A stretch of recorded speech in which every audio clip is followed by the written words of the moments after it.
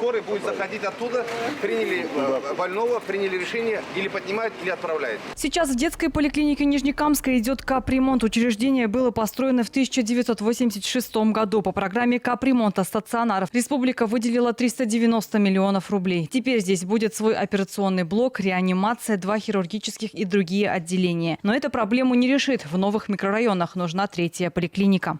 На сегодняшний день всего 2 поликлиники при 57 тысячах прикрепленных детей. Скученность ощущают многие, и мы тоже это видим. Но решить эту проблему не так просто.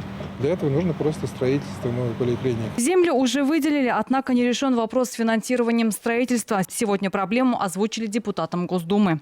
Здесь сосредоточить всю систему полной оказания медицинской помощи. От центра принятия решений до уже полной реабилитации. Еще один значимый объект для Нижнекамска – строительство нового центра экстренной медицины. Возводить объект начали в марте прошлого года. На это республика выделила 1 миллиард 726 миллионов рублей. Этот центр очень важен в том, что мы оказание экстренной неотложной помощи будем оказывать очень на высоком уровне в короткое время. И все, скажем, диагностические и кадровые ресурсы мы смогли сосредоточить именно в одном месте.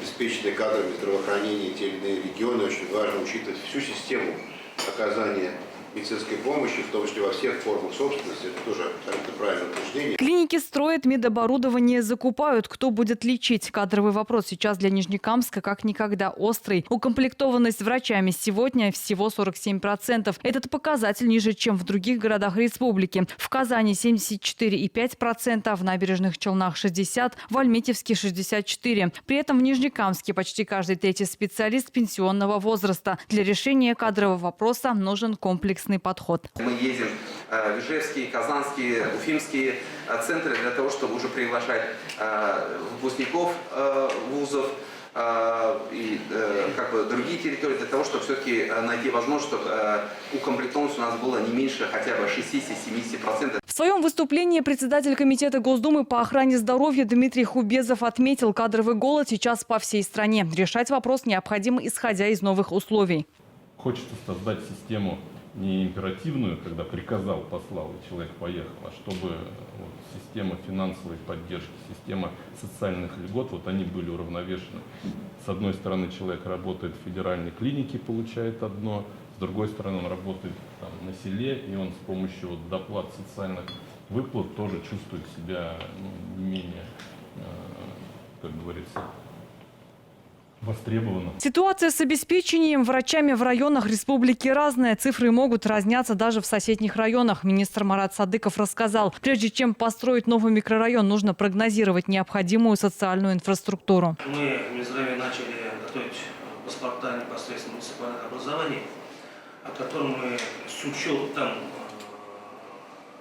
Института пространственного развития, я имею в виду вопрос, связанный с миграцией населения из одного муниципального района в другие. Есть дисбаланс между городскими агломерациями и сельскими. Специалистов можно привлечь из других регионов за счет доплат, льгот и предоставления жилья. Но это палка о 2 концах, говорит уже министр труда. Когда мы говорим об их увеличении, Олег Викторович, мы не должны забывать, у нас есть иные бюджетники. Татарстан затягивает специалистов из Чувашского медуниверситета, мы затягиваем с Кирова специалистов. И если мы накрутим здесь еще объем льгот, что называется, мы отпылесосим всех медицинских работников. В ходе дискуссии прозвучало десятки предложений. Они касаются изменения законодательства, финансирования системы, вузовской подготовки, взаимодействия муниципалитета с медицинскими учреждениями, модернизации всей системы здравоохранения. Было предложение сделать Нижнекамск такой пилотной площадкой, где бы обкатать модель, как эффективно решить задачу и обеспечения кадрами системы здравоохранения, закреплять их на местах и одновременно сделать так, чтобы эта система работала на человека. По итогам встречи участники круглого стола создадут дорожную карту и будут решать кадровый вопрос. Гульнара Миниханова, Александр Лихачев, ТНВ, Нижнекамск. Закажи рекламу на ТНВ. Телефон в Казани 5 705 100.